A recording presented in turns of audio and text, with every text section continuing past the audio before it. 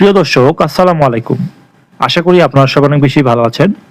আজকে যে বিষয় নিয়ে আলোচনা করব তা হচ্ছে একদিকে নির্বাচনী প্রচারণা, আরেকদিকে সহিংসতা, বিক্ষোভ। এবার নির্বাচনে সবচেয়ে বেশি বাংলাদেশের ইতিহাসে সহিংসতা হবে। সেই বিষয় নিয়ে আমি আলোচনা করব। অবশ্যই আমার ভিডিওটি দেখবেন।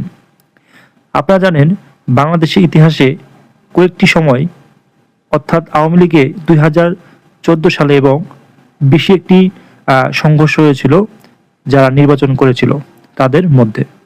কিন্তু এর পরবর্তীতে 18 এবং 24-এ জাতীয় নির্বাচনে কোনো ধরনের সংঘাত হয়নি, একদমই হয়নি। যদিও হয়ে থাকে সেটি অতি নগণ্য, একদমই ছোট বিষয়। কিন্তু আমরা দেখতে পাচ্ছি এই ডক্টর ইউনূসের অধীনে যে নির্বাচন অনুষ্ঠিত হচ্ছে, ত্রয়োদশ জাতীয় সংসদ নির্বাচন 12ই ফেব্রুয়ারি 2026 সালে, এই নির্বাচনে সবচেয়ে বেশি ইতিমধ্যে সংঘর্ষ, নিহত হয়েছে অনেকজন এবং প্রতিদিন এক দল আরেক দলের ওপর হামলা করছে, নির্বাচনী প্রচারণা চালাতে পারছে না।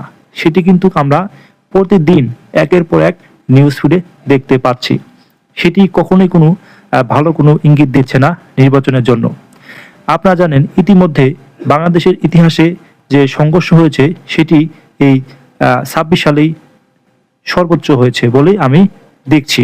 কিন্তু আপনারা জানেন ইতিমধ্যে শেরপুরের যে শ্রীবদ্দী উপজেলা রয়েছে সেখানে কিন্তু জামাতের সেক্রেটারি মারা গিয়েছে এবং বিএনপি এবং জামাতের অনেক নেতাকর্মী আহত হয়েছে।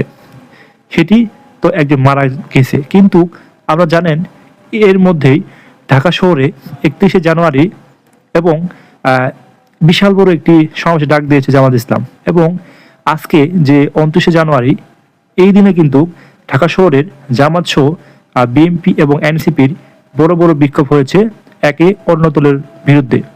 কিন্তু এর মধ্যে নির্বাচনী যে প্রচার চালাচ্ছে সরকার কিন্তু কোনো ধরনের এই নিরাপত্তা ব্যবস্থা করতে পারছে না।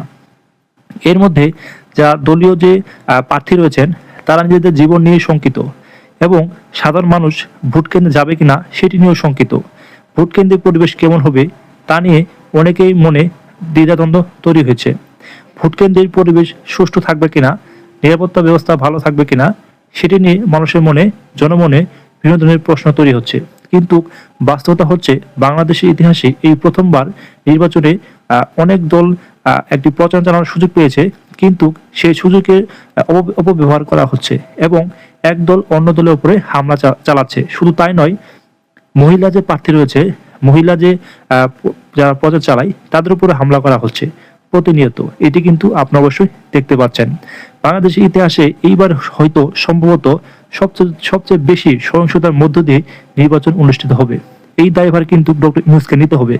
একজন মানুষকে দুনিয়া থেকে হত্যা করা এটি কিন্তু কোনো ছোট বিষয় নয়। আপনারা জানেন এই যে নির্মম যে ইতিহাস, ডক্টর ইউনূসের অধীনে নির্বাচনটি অবৈধ নির্বাচন, সেটি কিন্তু বিশ্ববাসী গ্রহণ করবে না। এবং এই অবৈধ নির্বাচনের বিরুদ্ধে জনসাধারণ মানুষ কিন্তু অলরেডি এবং প্রতিনিয়ত তা চাচ্ছে ডক্টর ইউনূস যে নির্বাচন অনুষ্ঠিত করছে তারা যেন সুষ্ঠুভাবে নিরাপত্তা দিয়ে ভোট কেন্দ্র যেন দখলদারিত্ব হাতে চলে না যায়, সেজন্য কিন্তু জোর দাবি জানাচ্ছে। কিন্তু ডক্টর ইউনূসের মধ্যে এরকম কোনো ধরনের ইঙ্গিত আমরা দেখতে পাচ্ছি না। ডক্টর ইউনূস যে একটি নিরপেক্ষ, সুষ্ঠু এবং সাধারণ মানুষকে নিরাপত্তার মধ্য দিয়ে একটি নির্বাচন উপহার দিবে সেটি কিন্তু আমরা দেখতে পাচ্ছি না।